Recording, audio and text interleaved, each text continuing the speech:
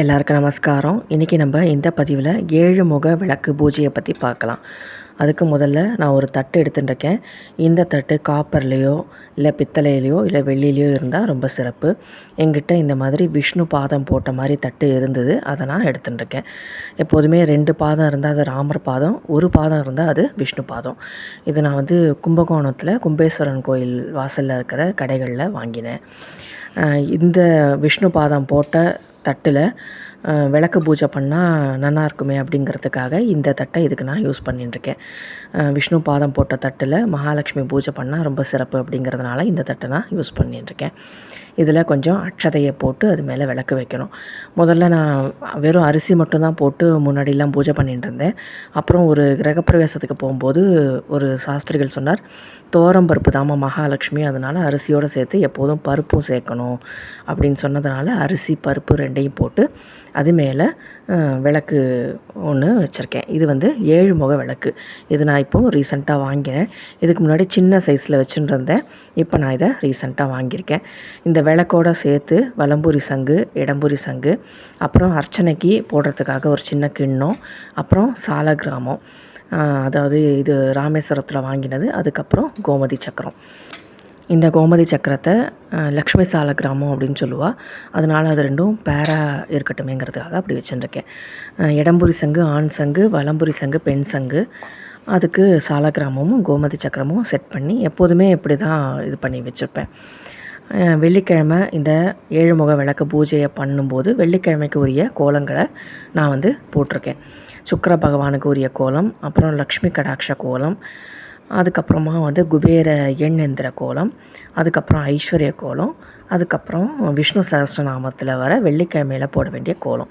இந்த கோலங்கள்லாம் வெள்ளிக்கிழமை பூஜைக்காக நான் ரெடி பண்ணி வச்சுட்டுருக்கேன். 7 முக விளக்கு ஏற்றி வெள்ளிக்கிழமை பூஜை பண்ணால் ரொம்ப சிறப்பு.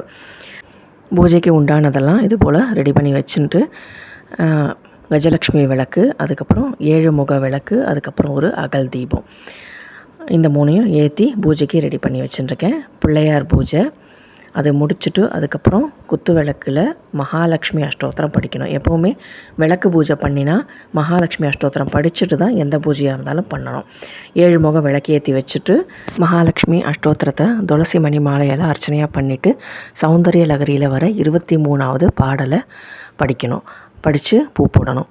துவயா ஹிருத்வா வாமம் வபு ரபரி திருப்தேன மனசா சரீரார்த்தம் சம்போ ரபரமபி சங்கே ஹிருதமபூத் யதேதத் யத்வத் ரூபம் சகல மிருணாபம் திரிநயனம் குசாப்பியா மானம்ரம் குடில சசி சூடால மகுடம். ரொம்ப விசேஷமான பாடல் இது. இந்த பாடலை பாடி நம்ம பூ போட்டோம் அப்படின்னாக்க நம்மளுடைய கடன்கள் அடையும், செல்வம் மென்மேலும் பெருகும் அப்படிங்கிறது நம்பிக்கை. 3 முறையோ 5 முறையோ 7 முறையோ 21 முறையோ பாடி விளக்கில் ஒவ்வொரு பாடல் முடிஞ்ச உடனே பூ போட்டுன்னு வந்தோம் அப்படின்னாக்கா கடன்கள் சீக்கிரம் அடையும், செல்வம் மேல்மேலும் பெருகும். ரொம்ப விசேஷமான பாடல் இது. அதே போல் சௌந்தரிய லகரியில் இன்னொரு பாடலும் இருக்குது.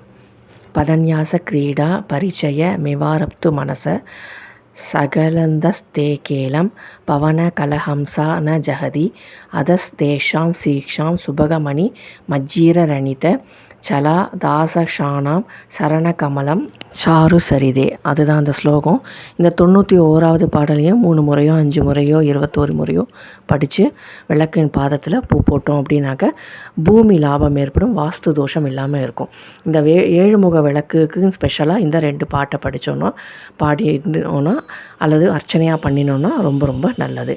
இந்த மாதிரி இந்த 7 முக விளக்கு பூஜை அப்படிங்கிறது வாரம் வெள்ளிக்கிழமை பண்ணினா கண்டிப்பாக சொந்த வீடு அமையும். வாடகை வீட்டில் இருக்கிறவளுக்கு வாஸ்து தோஷங்கள் எல்லாம் இல்லாமல் இருக்கும். எத்தனை நாள் அப்படிங்கிறதெல்லாம் கணக்கு இல்லாமல் வாரந்தோறும் வெள்ளிக்கிழமை 7 முக விளக்கை ஏற்றி வச்சுட்டு மகாலட்சுமி அஷ்டோத்திரத்தை அர்ச்சனையாக பண்ணிவிட்டு சௌந்தரிய லகரியில் வர இந்த 2 பாடல்களை பாடி அர்ச்சனை மாதிரி பண்ணினோம் அப்படின்னா கண்டிப்பாக செல்வச் செழிப்பும் ஏற்படும். சொந்த வீடு இல்லாதவளுக்கு கண்டிப்பாக சொந்த வீடு அமையும், கடன்கள் எல்லாம் அடையும். நீங்கள் ட்ரை பண்ணி பாருங்க, நல்ல ரிசல்ட்ஸ் உங்களுக்கு கிடைக்கும்.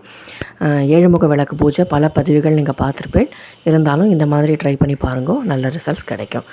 இன்றைக்கி நான் கொடுத்த இந்த தகவல் உங்களுக்கு பயனுள்ளதாக இருக்கும்னு நினைக்கிறேன். இதே மாதிரி வேறு ஒரு புதிய பதிவில் உங்களெல்லாம் சந்திக்கிறேன்.